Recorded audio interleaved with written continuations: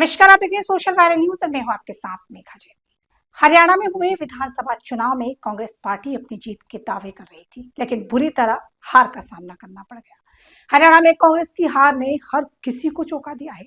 अब हर कोई इस सवाल का जवाब खोजने में लगा है कि आखिर कैसे कांग्रेस हरियाणा में हार गई और जीती हुई बाजी हार गई। राज्य की 90 सीटों के लिए 5 अक्टूबर को वोट डाले गए थे। इन चुनाव में कांग्रेस के मुकाबले बीजेपी को लगातार कमजोर बताया जा रहा था, लेकिन नतीजा उलट गया और बीजेपी की बम्पर जीत हो गई।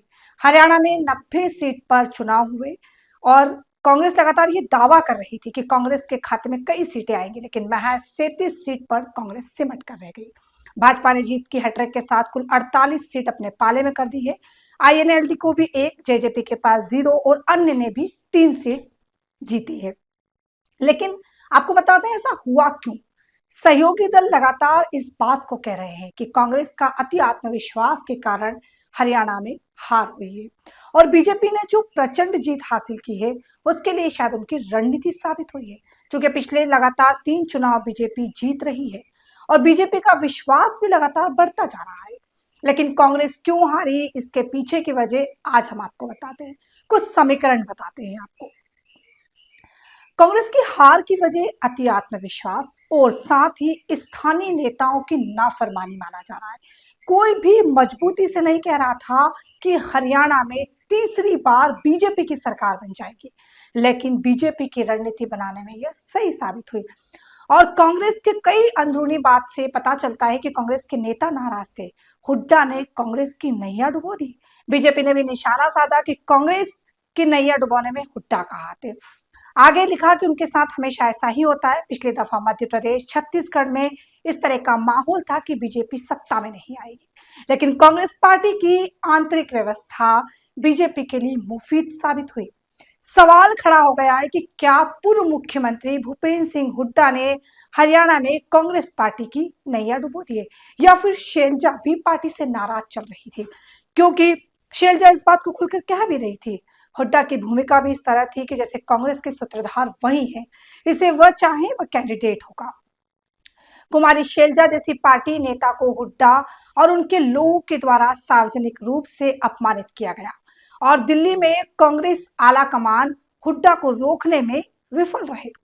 हरियाणा के किसानों ने दिल्ली बॉर्डर पर जबरदस्त आंदोलन किया था। किसान, पहलवान, जवान तीनों मुद्दे पर कांग्रेस लगातार बात कर रही थी, चुनाव में खड़ी हुई थी। हरियाणा चुनाव के नतीजे पर कांग्रेस नेता पवन खेड़ा ने कहा, अगर एक लाइन में कहा जाए तो ये व्यवस्था की जीत है, लोकतंत्र की हार है। हम इसे स्वीकार नहीं कर सकते और ईवीएम पर सवाल उठाने लगे हैं। हम शिकायतें इकट्ठी कर रहे हैं। हमारे उम्मीदवारों ने हमारे रिटर्निंग ऑफिसरों को शिकायतें दी है। हम अभी भी देख रहे हैं। आने वाले दिनों में हम जल्द ही जल्द इन सभी शिकायतों को लेकर चुनाव आयोग जाएंगे और वहां पर अपनी शिकायत दर्ज कराएंगे। इस तरह का नतीजा जमीन पर कहीं नहीं दिखा। कोई भी यकीन नहीं कर सकता है कि हरियाणा में ऐसा अप्रत्याशित नतीजा आएगा। हम सब हैरान हैं। ये बात कांग्रेस ने कई बार कही, तो वहीं संजय राउत ने आगे ये भी कहा कि हरियाणा में इंडिया गठबंधन नहीं बन पाया। अगर इंडिया गठबंधन बनता तो इसका फायदा होता, और ये बिल्कुल सच भी है। राउत ने कांग्रेस पार्टी पर तंज करते हुए कहा कि हरियाणा में कांग्रेस को लगता था कि वह ये चुनाव एक तरफा जीत सकती हैं, इसीलिए वो अपनी सत्ता में किसी को भी भागीदारी देने के लालच में नहीं थे, जो उनके लिए गलत साबित हुआ। अगर इंडिया गठबंधन बनता तो कुछ अलग तस्वीरें सामने आकर दिख सकती थी, क्योंकि इंडिया गठबंधन जहां जहां नहीं बना था वहां वहां हमने देखा कि किस तरीके से कांग्रेस को बुरी तरह हार का सामना करना पड़ा। हालांकि ऐसा नहीं था, कांग्रेस ने 35 सीटें हरियाणा से जीती है, उसमें जो पहलवान विनेश फोगाट ने चुनाव लड़ा था वो भी जीत गई, लेकिन फिर भी कांग्रेस को इस जीत की उम्मीद से कहीं ज्यादा उम्मीदें थी। जम्मू कश्मीर में कांग्रेस जीत गई। जम्मू कश्मीर में जिस तरीके से कांग्रेस ने अपना प्रदर्शन किया, लेकिन बीजेपी जम्मू कश्मीर की हार से दुखी नहीं है, क्योंकि उन्होंने तो 4 सीटें ज्यादा जीत ली है। हाँ, लेकिन जम्मू कश्मीर में हार के बाद भी बीजेपी हरियाणा की जीत से हतोत्साहित है, क्योंकि प्रधानमंत्री का शो करना, भारतीय जनता पार्टी के नेताओं का जमीनी स्तर पर उतरना, ये बात को साबित करता है कि किसान, जवान और पहलवान वहां पर फेल हो गया। मैं ये बात इसलिए कह रही हूँ क्योंकि कांग्रेस इसको बड़ा मुद्दा बना रही थी। कांग्रेस लगातार ये बात कह रही थी कि किसान वहां पर नाराज है, हरियाणा से जो किसान आता है, जो बड़ा किसान आंदोलन हुआ था, उससे इस बार हमको जीत होगी। पहलवान हमने देखा, कुछ समय तक पहलवान धरने पर बैठे थे, कई साक्षी मलिक हुई, विनेश फोगाट हुए, या कई बड़े पहलवान वहां पर धरने पर बैठे हुए थे। लेकिन उसके बावजूद भी जिस तरीके से बीजेपी की रणनीति थी, क्योंकि बीजेपी ने कई बड़ी दावे हरियाणा में किए। उन्होंने कहा कि जिस तरीके से हम अग्निवीर योजना को लेकर आए हैं उसको आगे बढ़ाएंगे, किसानों के लिए अलग दाम पर बात करेंगे, एमएसपी पर बात करेंगे, व्यवसाय को कैसे बढ़ाया जाए, जो नौजवान को नौकरी कैसे दी जाए।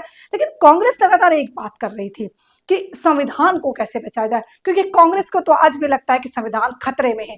साहब, अगर संविधान खतरे में होता तो हरियाणा में आपकी जीत होती। आपकी पार्टी में कमी है, आपके नेताओं में कमी है, आपकी रणनीति में कमी है, आपके फैसले गलत साबित होते हैं। आपको सोचना चाहिए। आप ईवीएम पर सवाल खड़े कर देते हैं, 1 मिनट नहीं लगता आपको ईवीएम पर सवाल खड़े करने में।